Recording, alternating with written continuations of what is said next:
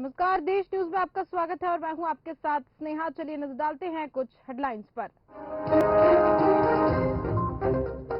आप विधायक अमानुल्लाह के घर ईडी की रेड, दिल्ली वक्फ बोर्ड ने मानी लॉन्ड्री का मामला। 4 अक्टूबर को संजय सिंह की गिरफ्तारी हुई थी। जम्मू कश्मीर में सेना के एनकाउंटर में 2 आतंकी ढेर, लश्कर-ए-तैयबा से जुड़े थे। कश्मीरी पंडित संजय शर्मा की हत्या में शामिल था एक आतंकी। भारतीय सेना सिक्किम में कन्वेक्टिव बहाल करने में जुटी। जूमथांग में बनाया पुल। झीलों की मॉनिटरिंग के लिए राज्य सरकार ने इसरो से मांगी मदद। भोपाल में जम्बूरी दशहरा मैदान पर होगी बड़ी सभाएं। धार्मिक मंचों पर वोट नहीं मांग सकेंगे। कलेक्टर बोले 100 मिनट में करेंगे उल्लंघन की कार्रवाई। एमपी में राहुल गांधी का 10 दिन में दूसरा दौरा। शहडोल के व्यवहारी पहुंचे, कुछ सभा को किया संबोधित।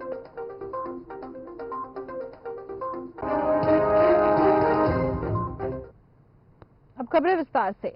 अमरोहा में एक सिपाही की पत्नी ने आत्महत्या कर ली है। आपको बता दें कि आत्महत्या से पहले उसने अपने 2 बेटों की भी हत्या कर दी थी। दरअसल कमरे में तीनों के शव खून से लथपथ मिले थे, जिसके बाद मृतक के पिता ने ससुराल पक्ष पर हत्या का आरोप लगाया है। साथ ही पुलिस से मुकदमा दर्ज करने की मांग भी की गई है।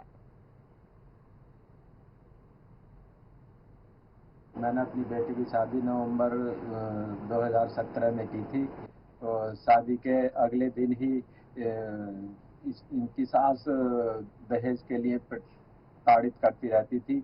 बोले तेरे बाप ने क्या दिया है, और उसके बाद से ही परेशान करते थे लोग। अब मेरी बेटी तो चली गई, मैं चाहता हूँ इन पर और इनकी मम्मी पर पूरी कार्रवाई की जाए।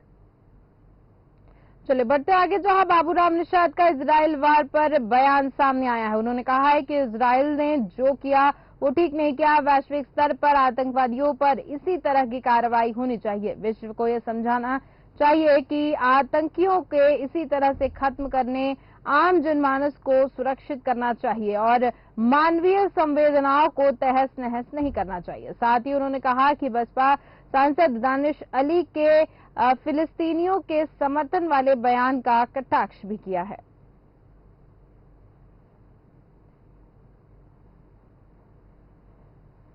जो आतंकवादियों ने घटना घटित की है, इसकी मैं धूल बरतना चाहता हूं। और इजराइल ने जो जवाब दिया है, निश्चित रूप से आतंकवादियों को इजराइल को जवाब देना ही चाहिए और विश्व को भी ये समझना चाहिए कि आतंकवादियों को इस तरीके से आतंक फैलाकर आम जनमानस को और मानवीय संवेदनाओं को इस तरीके से तहस नहस नहीं करना चाहिए। और उत्तर प्रदेश के जनपद बांदा के बेबरू तहसील क्षेत्र अंतर्गत ग्राम बहेकटा के तालाब में विसर्जन करने गए भाई बहन की तालाब में डूबने से मौत हो गई है। सूचना पर पहुंची पुलिस ने दोनों का शव कब्जे में लेकर पंचायतनामा की कार्रवाई कर पोस्टमार्टम के लिए भेज दिया है, जहां पर डॉक्टरों ने स्वास्थ्य परीक्षण करने के बाद दोनों भाई बहन को मृतक घोषित कर दिया है। और मौत की खबर सुनकर परिवार में कोहराम मच गया है। वहीं सूचना मिलते ही मौके पर पुलिस पहुंच क्षेत्राधिकारी राकेश कुमार सिंह और कोतवाली प्रभारी निरीक्षक पंकज कुमार सिंह ने अस्पताल पहुंचकर परिजनों से घटना की जानकारी ली है और दोनों बच्चों के शव को कब्जे में लेकर पंचायतनामा की कार्रवाई कर पोस्टमार्टम के लिए भेज दिया गया है। आज थाना बबेरू क्षेत्र के ग्राम बगेटा में प्रिंस कोटारे और अमृता कोटारे नामक 2 बच्चों की ननिहाल में तालाब में डूबने के कारण मृत्यु हो गई है। बताया गया है कि प्रिंस कोटारे और अमृता दोनों ही मान सिंह के पुत्र पुत्री हैं। ये अमृता डॉक्टर नाम मान सिंह 10 साल पगड़ी, प्रिंस नाम मान सिंह उम्र 8 साल।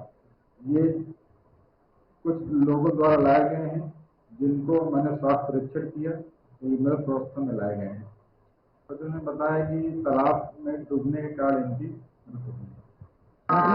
मामूलिया खेलने गए हैं, आप मिल गया तो सड़क के चले गए। किस गांव की घटना है ये? बगहेटा गांव के। कहाँ गए थे ये बच्चे? ये पास में तालाब है। हाँ, ये तालाब में महाबूलिया सेवाने गए थे। और प्रधानमंत्री नरेंद्र मोदी के कुमाऊं दौरे पर कांग्रेस ने तंज कसा है। कांग्रेस प्रदेश अध्यक्ष करण महारा और नेता प्रतिपक्ष यशपाल आर्य ने सवाल उठाते हुए कहा है कि प्रधानमंत्री को उत्तराखंड के बजाय मणिपुर जाना चाहिए, जहां मानवता शर्मसार हुई है। उस राज्य का दौरा करना चाहिए। आखिर आपदा के वक्त प्रधानमंत्री उत्तराखंड क्यों नहीं आए और अब उनके दौरे से सरकारी धन की बंदरबाट होगी।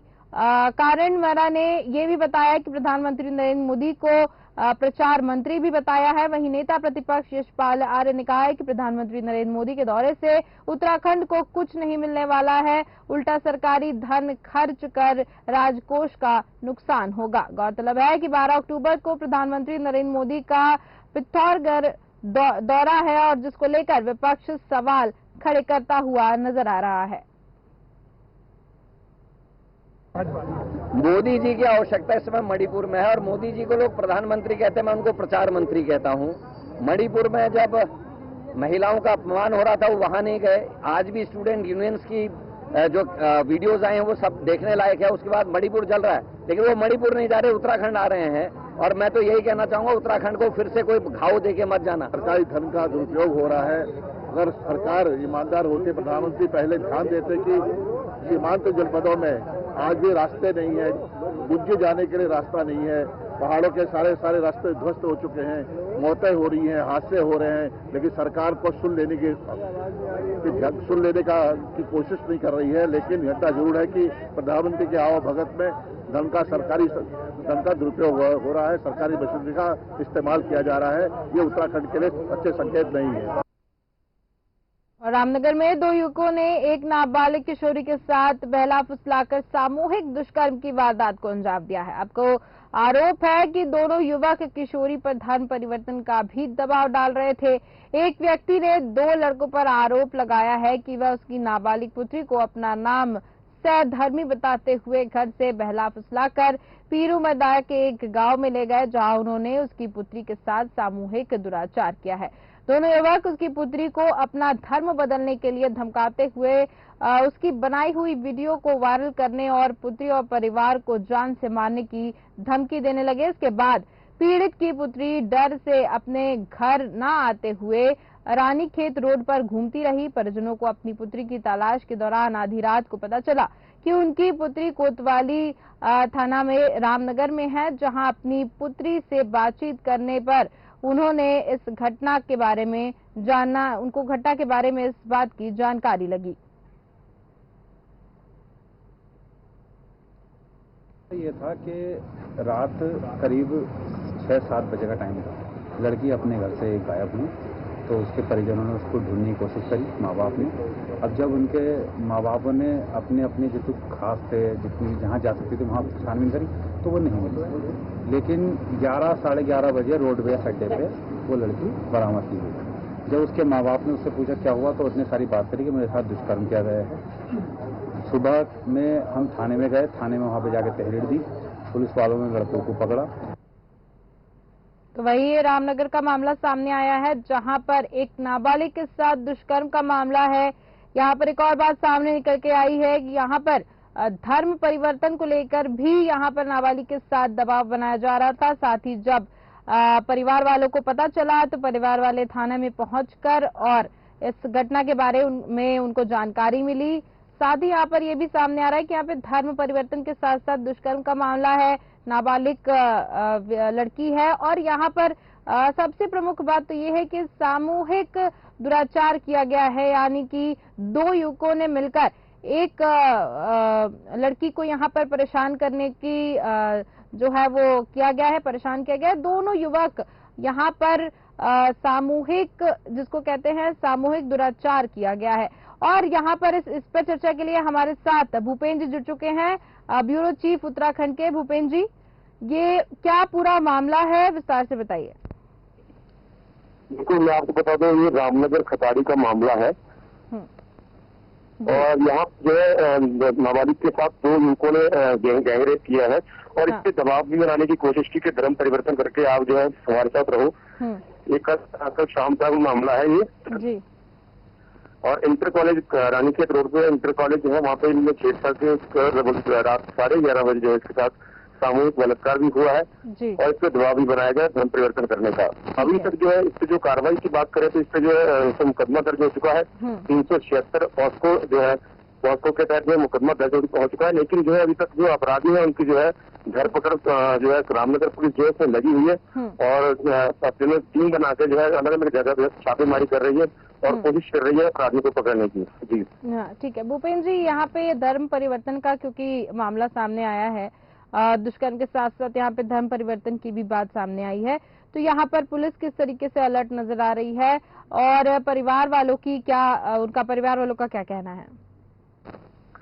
बिल्कुल, इसमें जो है पुलिस जो है काफी सक्रिय है और पुलिस ने जो है माहौल को जो है काफी वैसे माहौल गर्म भी हो चुका था, लेकिन पुलिस की जो सूझबूझ से जो है माहौल को शांत किया गया और इसमें जो है पुलिस जो है वहाँ के जो कोतवाल है वो बहुत ही जो है इसको तेजी से जो है जो अपराधी है उनकी धरपकड़ को उन्होंने टीम गठित करके जो है कोशिश कर रहे हैं कि जल्द से जल्द जो अपराधी है उनको पकड़ के उनको जो है जेल भेजा जाए ताकि जो है यहाँ का जो माहौल है उसको ना बिगड़ना दिया जाए। यानी कि भूपेंद्र जी यहाँ पे माहौल इसके बाद काफी गर्म हो गया है क्योंकि यहाँ पर दो मुद्दे जो हैं सामने निकल के आ रहे हैं, एक तो दुष्कर्म और दूसरा धर्म परिवर्तन। तो क्या यहाँ पर जो जैसे हम कहें यहाँ पर बजरंग दल की बात करें या फिर ऐसी कोई टीम एक्टिव नजर आ रही है क्या इस मामले को लेकर? बिल्कुल, आपको बता दूं इसमें जो है पुलिस का जो अहम रोल है कि पुलिस ने जो है माहौल को जो है शांत कर रखा है। एक तो जो है पुलिस से जो सिर्फ इसी चीज का ज्यादातर दबाव बनाया जा रहा है पब्लिक की तरफ से, जो यहाँ पे जो दल है उनकी तरफ से कि जो अपराधी है उनको जल्द से जल्द पकड़ा जाए। यानी कि अभी जो आरोपी हैं उनको अभी पकड़ा नहीं गया भूपेंद्र जी? आरोपी जो है अभी पुलिस की जो पकड़ से है गिरफ्तारी से भी बाहर है, लेकिन जो है रामनगर पुलिस जो है इसमें जो है काफी जो है तेजी से जो है काम कर रही है और जल्द से जल्द जो है अपराधियों को पकड़ने की जो है कोशिश इसमें पुलिस लगी हुई है। ठीक है, ठीक है, बहुत बहुत धन्यवाद भूपेंद्र जी हमारे साथ जुड़ने के लिए और इस पर चर्चा करने के लिए और ज्यादा जानकारी देने के लिए। तो हम बात कर रहे थे यहाँ पर रामनगर की, उत्तर प्रदेश में, उत्तराखंड में, जहाँ पर दुष्कर्म के साथ साथ धर्म परिवर्तन का मामला सामने आया है और इसको मद्देनजर रखते हुए यहाँ की पुलिस काफी ज्यादा अलर्ट नजर आ रही है, जैसा कि भूपेंद्र जी ने बताया। और यहाँ पर एक और चीज सामने निकल के आई है कि आरोपी अभी पकड़े नहीं गए हैं, साथ ही यहाँ पर आरोपियों को पकड़ने की जो पकड़ने का अभियान जो है वो चलाया जा रहा है। चलिए बढ़ते आगे जो है, इंडियन नेवी में आगरमालवा जिले से पहली बार किसी युवती का चयन हुआ है। हाथ ठेले पर नमकीन बनाकर बेचने का काम करने वाली पिता की नैना बनासिया सबसे बड़ी लड़की हैं। अपने छोटे से हाथ ठेले पर कचौड़ी, समोसा और नमकीन बनाकर बेचने वाले पिता शंभू जैसे तैसे अपने परिवार का भरण पोषण कर रहे हैं। ऐसे में लड़की का इंडियन नेवी में ज्वाइन होने से उनका सीना गर्व से चौड़ा हो गया है। नैना का अग्निवीर के तहत नेवी में चयन हुआ है और उड़ीसा में उसकी पहली ट्रेनिंग हुई है। नैना के अनुसार उसने लक्ष्य के तहत पूरी मेहनत की जिससे उसका चयन नेवी में हो सका। मेरे चयन होने में मुश्किलें तो बहुत आई है, पर घर वालों का, मेरी मार्शल आर्ट क्लास का सपोर्ट मुझे हमेशा रहा है। मैं जिस भी लेवल पे गई उन्होंने मुझे फुल सपोर्ट किया है, हमेशा आगे बढ़ने के लिए मुझे प्रोत्साहन दिया है कि नहीं मैं कर सकती हूँ। ऐसा नहीं है, ऑनलाइन क्लासेस लेते थे, नेटवर्क इशू भी बहुत होता है अपने इधर, और उसके बाद धीरे धीरे गई मैं अकेली, अपने आगर जिले से मैं अकेली गर्ल्स हूँ जिसका भारतीय नौसेना में चयन हुआ है। बहुत अच्छा लग रहा है, बता नहीं सकती मैं, मेरे को कितनी खुशी हुई है। मतलब हमारे समाज का नाम रोशन हुआ है, मम्मी पापा का हुआ है और स्कूल का भी हुआ है, जिले का भी हुआ, मतलब मैं बता नहीं सकती मैं कितनी खुश हूँ। संदेश देना चाहते हो? हमारी सिस्टर ट्रेनिंग पूरी करके ही है, तो आज हमने उसका समारोह रखा है और हमारी पूरी समाज ने उसका इतना अच्छे से स्वागत किया है कि मैं बता नहीं सकती। तो सबको इतनी खुशी है पूरे मालीपुरे को। मेहनत क्या है, अपन तो मतलब बहुत वो है, दुकान छोटी सी है, उसमें उस स्थिति में अपन ने अपने बच्चे को पढ़ाया लिखाया है, मतलब उसमें कि अपन उसका सपना पूरा कर सके। और मैं वो चाहती हूँ सभी माता पिताओं से कि जो मैंने जो करा, हमने जो लक्ष्य उठाया है वो लक्ष्य वो भी उठाया, मतलब उनको ये हुनर दे बच्चों को कि आप जो ये मेरी बेटी ने करा वो उनकी बेटी कर सकती है। फिलहाल के इस बुलेटिन में इतना ही। देखते रहिए देश न्यूज। नमस्कार।